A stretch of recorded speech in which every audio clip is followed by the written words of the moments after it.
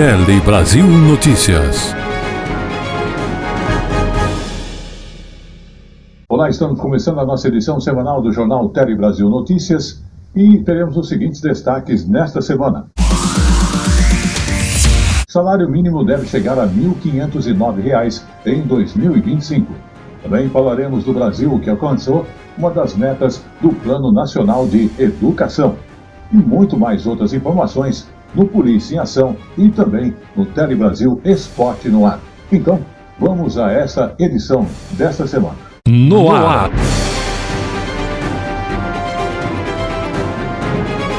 Tele Brasil Notícias.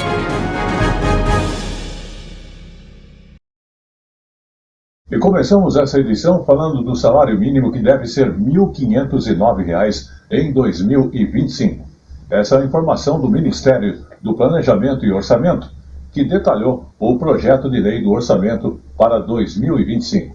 O texto prevê um mínimo de R$ 1.509 ou R$ 1.509 e investimentos em mais de 74 bilhões de reais. Vamos observar. O projeto de orçamento enviado ao Congresso Nacional na última sexta-feira prevê o salário mínimo em R$ 1.509 no ano que vem, R$ 97 a mais que a quantia atual. Esse aumento é acima da inflação e segue uma regra que havia sido extinta em 2019, mas voltou a valer em 2023. O valor final pode ser ainda maior se o INPC, em 12 meses até novembro, ficar acima do esperado. Para o Bolsa Família estão destinados mais de 667 bilhões de reais, dinheiro que vai atender quase 21 milhões de famílias no próximo ano. O projeto do orçamento também prevê valores acima do piso para os Ministérios da Saúde e Educação. No total, o orçamento previsto para o ano que vem é de quase 5 trilhões e 900 bilhões de reais. Desse valor, mais de 74 bilhões de reais estão destinados a investimentos como em obras públicas. Esse montante equivale ao piso estabelecido pelo novo arcabouço fiscal de 0,6% do Produto Interno Bruto, o PIB. Vamos também falar da educação e a questão do ensino médio e também a questão do ensino de pós-graduação. A educação, vamos destacar que a questão da pós-graduação, o Brasil alcançou uma das metas do Plano Nacional de Educação. E nessa questão, além de alcançar esse patamar de 400 mil matrículas na pós-graduação, foram registrados também mais de 90 mil estudantes com título de mestrado e doutorado no país. Vamos saber mais com essas informações a seguir.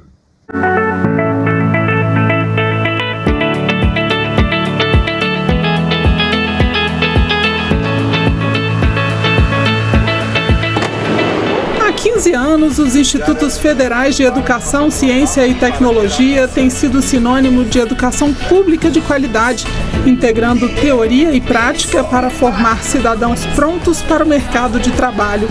Atualmente, 682 unidades beneficiam mais de 1,5 milhão de alunos. Gente como o Germilson Santos, que viu a vida se transformar rapidamente após concluir um curso técnico em aquicultura. Me deu uma força enorme. Para mim estar hoje onde eu estou aqui, eu agradeço ao Instituto Federal, eu já estou trabalhando na área que eu me formei já. Ajudou muito, abre muitas oportunidades. O Instituto Federal é uma coisa que abre muitas oportunidades, tira muitos jovens da droga. É um investimento que deveria ter mais valor, porque é uma área vasta. E hoje o mercado está precisando de mais profissionais. Então, o Instituto Federal é uma boa escolha para quem quer seguir carreira, para quem quer crescer na vida.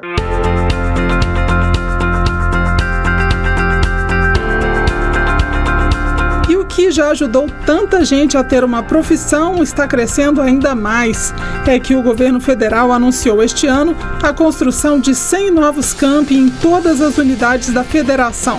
A iniciativa vai gerar 140 mil novas vagas, principalmente de cursos técnicos integrados ao ensino médio. Todas as regiões do país, todos os estados irão receber ao menos uma unidade né? Então houve uma distribuição que atendeu principalmente os chamados vazios da oferta de EPT, de Educação Profissional e Tecnológica, então onde não existia esse tipo de oferta, e também em locais com alta densidade demográfica, né? Então onde a gente percebe um acúmulo, né, de pessoas buscando sobretudo a questão da melhoria da qualidade de vida, né, a geração de renda, o emprego. Já estão definidos exatamente os locais, né, as cidades, os municípios, e agora cabe ao gestor a busca dessa materialização, né? Nós temos a possibilidade de estruturas já montadas serem absorvidas pelas instituições, mas também a gente tem a outra situação, que é a construção de novas estruturas. E aí a gente tem dois modelos, né? Um modelo mais horizontalizado e um modelo mais verticalizado. A expansão será feita com recursos do novo Plano de Aceleração do Crescimento, que pela primeira vez contempla o eixo educação. Serão quase 4 bilhões de reais em investimentos. O anúncio do governo federal para a consolidação e expansão é de 3,9 bilhões de reais, né, aplicados na rede federal. Então a gente tem no primeiro momento a retomada daquelas obras paralisadas. Foram anos, né, quase uma década aí de obras paralisadas, então a gente retoma obras. Isso faz parte do escopo, que a gente chama de escopo da consolidação, que vai destinar 1,4 bilhão para essa ação, e dando uma prioridade que o ministro Camilo sempre nos colocou, que é a questão da construção dos restaurantes estudantis. Então a meta é que toda unidade tenha um restaurante estudantil. Então a gente parte dessa premissa, né, da retomada das obras e do estabelecimento de estruturas base, principalmente no caso dos restaurantes estudantis, e aí a expansão propriamente, né, em si, que são 2,5 bilhões, e para cada unidade, né, tá pré-estabelecido o investimento de 15 milhões na parte física e 10 milhões na parte de imobiliário e equipamento. A oportunidade de se qualificar transforma a vida dos estudantes, mas também deixa marcas em quem se dedica a ensinar. É o caso do professor João Batista, que leciona há 40 anos e se orgulha do trabalho que faz no Instituto Federal do Maranhão. Dá prazer a gente encontrar no dia a dia da gente estudantes que passaram por nós ao longo desses 40 anos, passaram por mim ao longo desses 40 anos de docência, encontrados felizes, realizados, e eles me dizerem que reconhecem que a nossa contribuição ofereceu muito para que eles pudessem traçar o rumo na vida deles.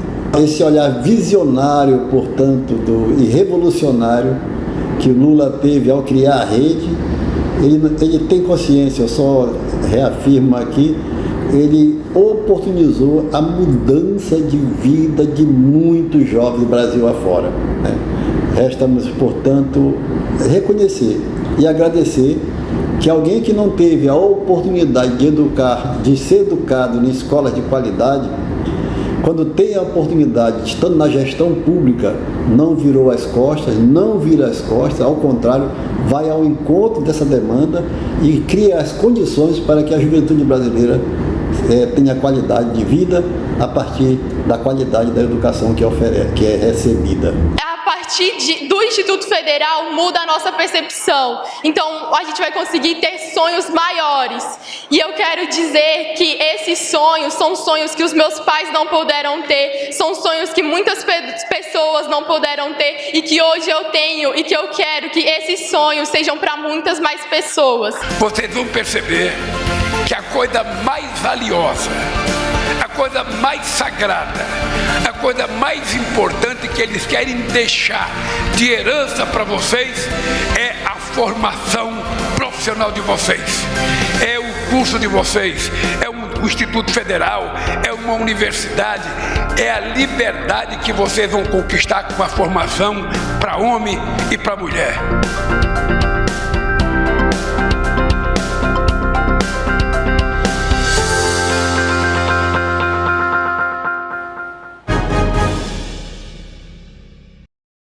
Vamos agora falar então de saúde, porque está aumentando o número de transplantes aqui no Brasil. Exatamente.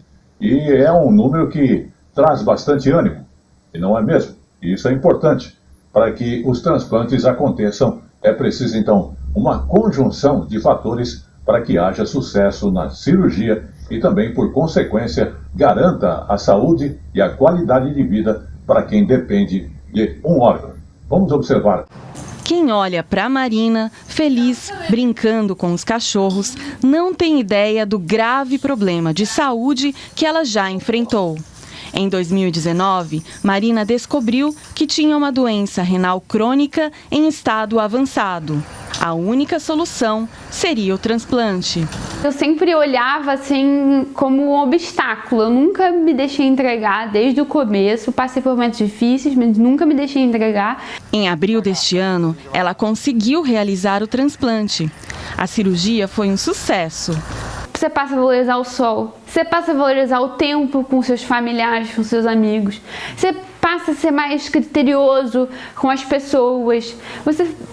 São várias coisas que passam na cabeça que antes passava batido, que antes você nem ligava, entendeu? Para este médico, o Brasil registra um aumento de doações de órgãos, mas as operações não acompanham o ritmo, por razões que vão desde a qualidade do órgão doado à capacitação das equipes que fazem a captação. Depois da morte encefálica, depois que o potencial doador vira um doador realmente, às vezes você precisa mantê-lo vivo, em boas condições, para que no momento da retirada dos órgãos, os órgãos estejam funcionando. Então, é um procedimento bastante complexo, que envolve várias avaliações e também um cuidado com o doador lá no hospital, né, para que a gente possa oferecer um órgão de qualidade que possa ser utilizado. Para quem precisa da doação de órgãos, o tempo de espera depende de alguns fatores. Se o paciente está mais grave, ele tem uma prioridade na fila, então ele recebe uma oferta na frente dos outros, aqueles pacientes que preenchem um critério de gravidade. E, obviamente, o restante é a compatibilidade. E, antes de tudo, é a compatibilidade, né? O órgão, antes de tudo, tem que ser compatível com aquela pessoa para ela poder receber. Vamos agora falar do Minha Casa Minha Vida, porque nesse plano, mulheres são 85% das beneficiadas. É um programa que prioriza a assinatura do conjunto de moradia do Minha Casa Minha Vida em nome das mulheres. E isso faz com que 85% dessas unidades habitacionais que são subsidiadas do programa sejam assinadas por mulheres. Mãe de 5 filhos e trabalhando como faxineira, Daniela não gosta nem de se lembrar do local onde morava. Eu morava numa palafita, onde a gente não tinha saneamento, não tinha água encanada. A gente vivia, vamos dizer, um caos. A gente vivia numa situação que era bem...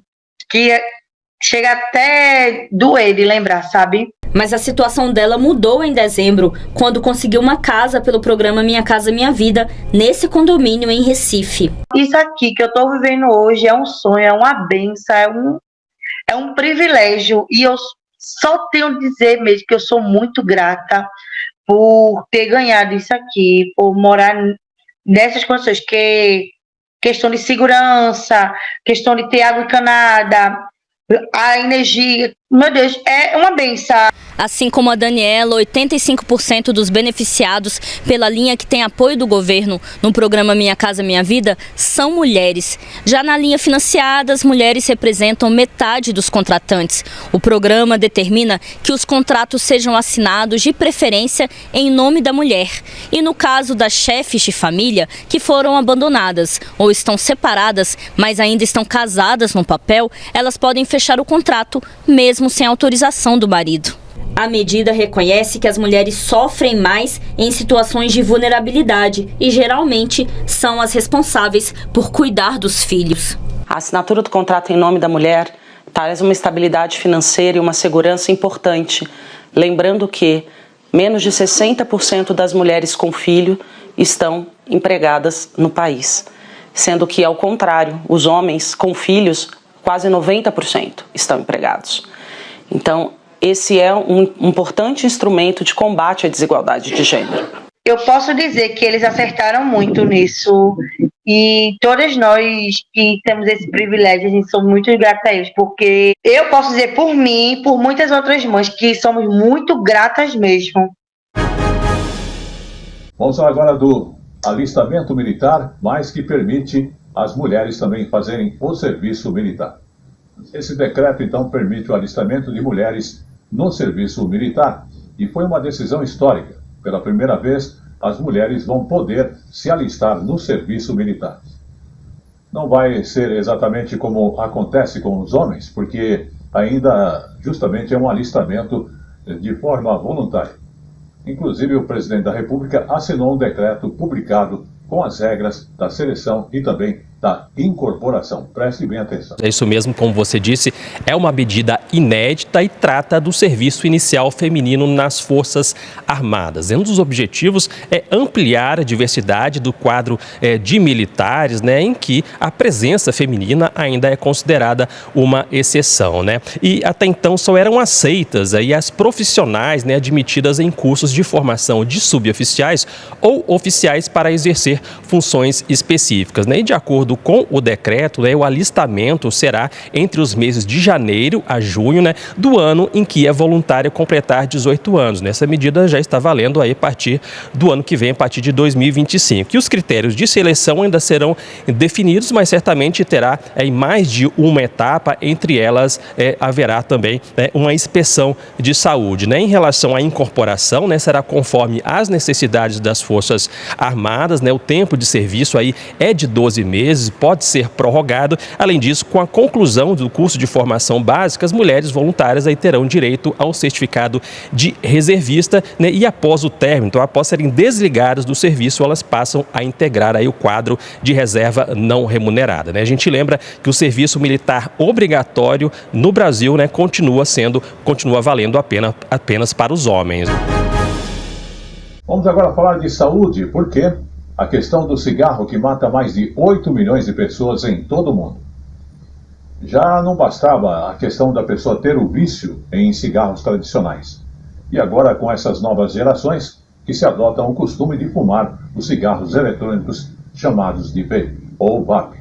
Vamos observar com mais detalhes. Olha, fazem 38 anos que o Brasil oficializou o 29 de agosto como Dia Nacional de Combate ao Fumo. Mesmo assim, está sendo difícil erradicar esse hábito entre os brasileiros, inclusive entre as gestantes. Esse é o foco dessa campanha que foi iniciada hoje pelo governo. A gente tem um estudo que apontou um crescimento de 2013 a 2019 de mulheres que fumam durante a gravidez. Nesse período, esse número passou de 4,7% para 8,5%. E para surpresa dos pesquisadores, cresceu o número de mulheres grávidas fumando em relação ao de não grávidas. Nesse mesmo período, também de 2013 a 2019, houve uma queda de 9,6% para 8,4% de mulheres não grávidas fumando. Tem outro ponto que também está preocupando bastante os especialistas, que são os cigarros eletrônicos.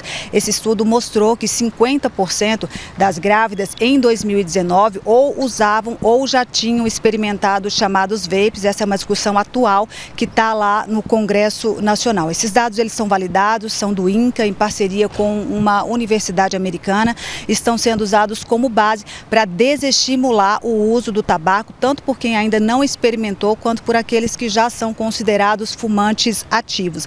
A gente tem que trazer aqui o serviço também, dizer que fumar traz malefícios para a saúde da mãe, do bebê, e aí a gente está falando de má formação congênita, problemas respiratórios e até morte súbita do bebê. A gente tem um número que representa bem isso, são 160 mil crianças no mundo que já sofreram ou que morreram em decorrência direta ou indireta do tabaco. A gente conversou com uma especialista, a doutora Margarete Dalcomo, que falou sobre a importância dessa campanha, principalmente nesse momento em que o Congresso está discutindo a possibilidade de se liberar o uso do cigarro eletrônico no país. Veja aí o que ela disse.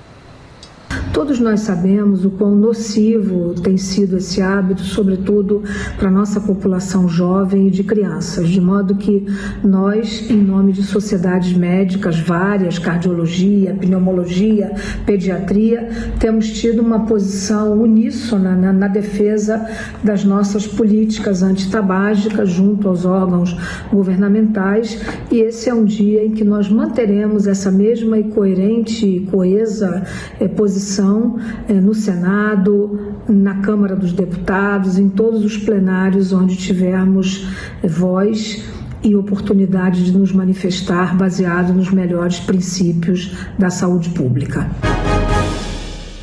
Vamos falar agora de saúde e a questão do alcoolismo, porque negros lideram as mortes atribuíveis ao uso da questão do álcool. Então, a população negra acaba sendo a mais atingida pelas mortes atribuídas ao uso do álcool aqui no Brasil. E esse é um destaque da pesquisa Álcool e a Saúde dos Brasileiros, que foi justamente lançada na última sexta-feira pelo Centro de Informações sobre Saúde e Álcool. Sim, o impacto nocivo do consumo de álcool é desigual para a população branca, negra e parda. A população negra é a que mais sofre, especialmente as mulheres. Em 2022, o maior número de mortes totalmente atribuíveis ao uso de álcool foi de pessoas pretas e pardas. Foram cerca de 10 mortes por 100 mil habitantes, 30% a mais do que a de pessoas brancas, 8 mortes em média. Entre as mulheres pretas foram 2 mortes, entre as mulheres pardas 3 mortes, já entre as mulheres brancas cerca de 1 morte. O levantamento mostra ainda que 72% dos óbitos por transtornos mentais e comportamentais por uso de álcool é de mulheres pretas e pardas. E essa grande diferença é consequência da desigualdade racial no país, né, Luciana? A população negra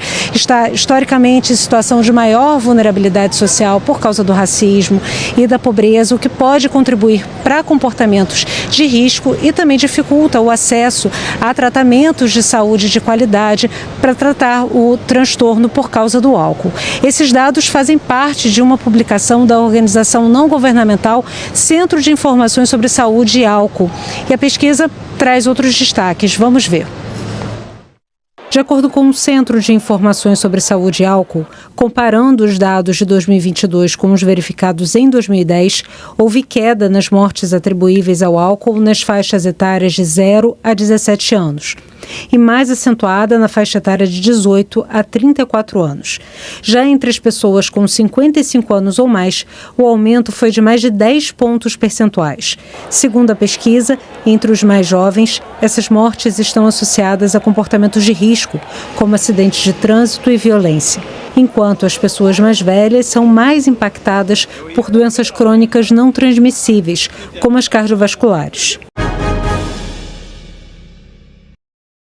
E chegou agora no Tele Brasil Notícias o nosso Momento Jurídico.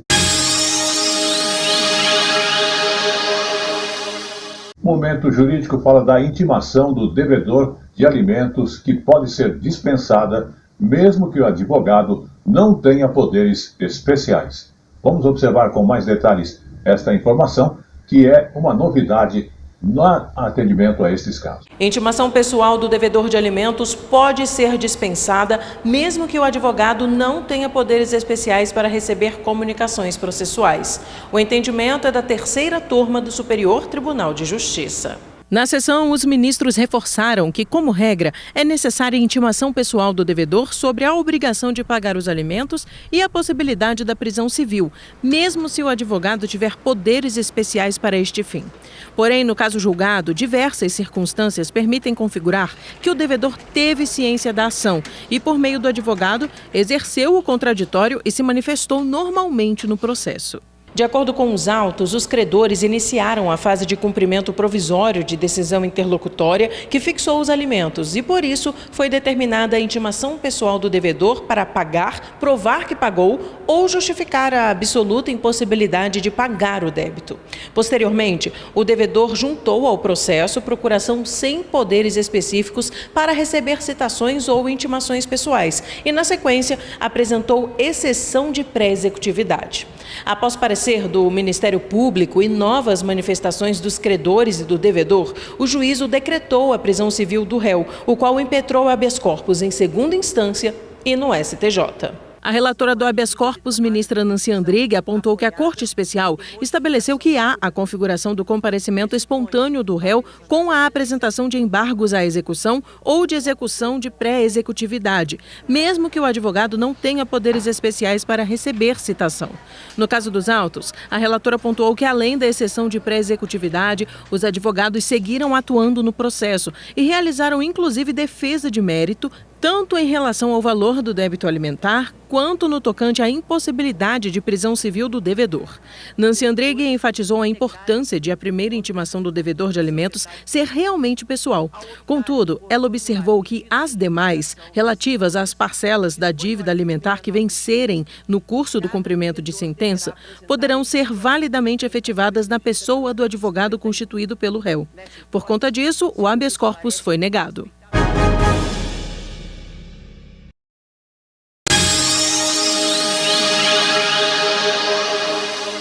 Vamos agora falar juridicamente também de marcas de imóveis, que acabou tendo confusão e também associação indevida.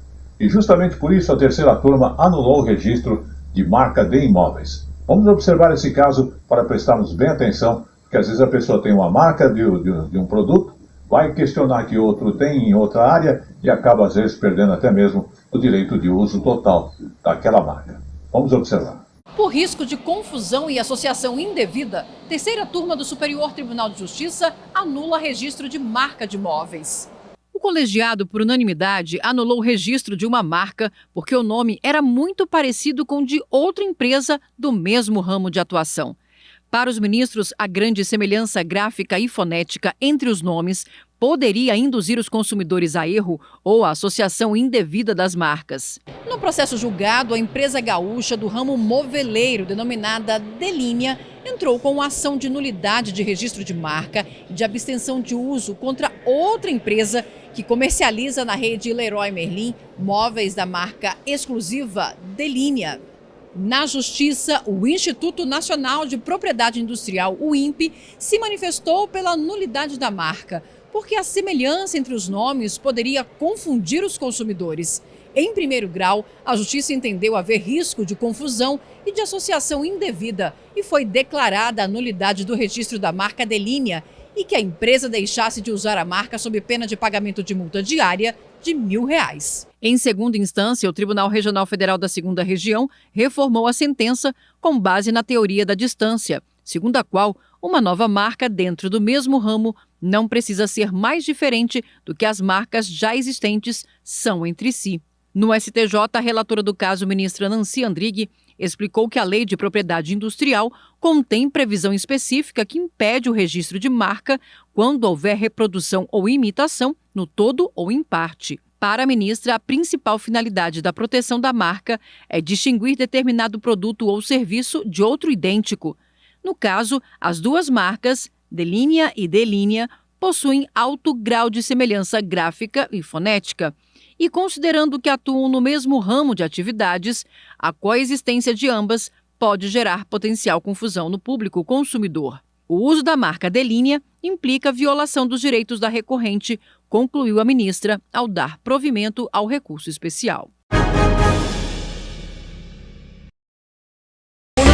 Polícia em ação. E hoje, dentro do Polícia em Ação, vamos falar do Ministério que está alertando para golpes contra os beneficiários do Bolsa Família. Exatamente. E é uma preocupação que se tem, porque eles têm recebido mensagens com links fraudulentos. E essa é um alerta do Ministério do Desenvolvimento e Assistência Social, Família e Combate à Fome. Vamos observar. Nas últimas semanas, beneficiários do Bolsa Família têm relatado que receberam mensagens do governo federal por SMS alegando o fim do Bolsa Família ou a suposta redução do valor do benefício. Junto, os criminosos enviam links pedindo informações. Mas atenção, tanto as mensagens ou os links são falsos e só servem para furtar dados que serão usados para aplicar golpes. O MDS alerta que mensagens são enviadas diretamente ao usuário por meio da conta, do extrato do Bolsa Família ou através da Rede Suas. A orientação em casos de golpes é procurar a Caixa Econômica Federal e registrar um boletim de ocorrência. O objetivo do governo federal é garantir a proteção dos beneficiários e assegurar que o programa Bolsa Família seja administrado com segurança e transparência. E é sempre bom lembrar, na hora de se informar, busque fontes confiáveis.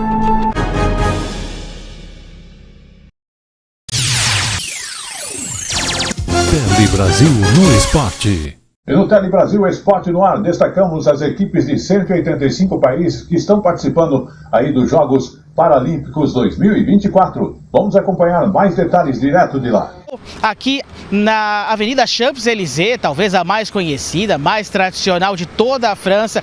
E é aqui que vai começar a cerimônia de abertura, que será realizada nesta quarta-feira às 8 da noite, horário de Paris, 3 da tarde, horário de Brasília. É aqui que os atletas de 168 delegações vão iniciar o seu desfile em direção à Praça da Concórdia, um outro ponto muito importante aí, aqui da história da França, principalmente no pós-revolução. Lá a gente terá a conclusão da cerimônia, não é? Com as últimas apresentações artísticas, com a conclusão do desfile, as manifestações das autoridades, enfim.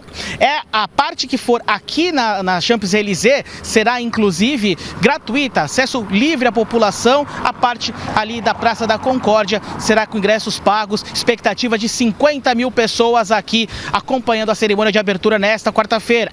O Brasil estará presente, uma boa parte dos seus 281 atletas estarão nessa cerimônia e os porta-bandeiras que levarão a bandeira brasileira pela avenida aqui em Paris são o nadador Gabriel Araújo, Gabrielzinho, e a Beth Gomes do atletismo, os dois atletas campeões mundiais e campeões paralímpicos. E esse foi o Jornal Tele Brasil Notícia, edição dessa semana bem curta e resumida, com vários quadros aí que a gente tem aí na nossa programação. E queremos agradecer a sua audiência aqui no Brasil ou em qualquer parte do mundo. E lembrar que você nos acompanha através do YouTube ou Facebook, Jornal Tele Brasil Notícias, ou mesmo, para quem prefere informações impressas, no Facebook, A Hora da Notícia. Agradecemos o apoio técnico de toda a nossa equipe e estaremos de volta na semana que vem. Até lá!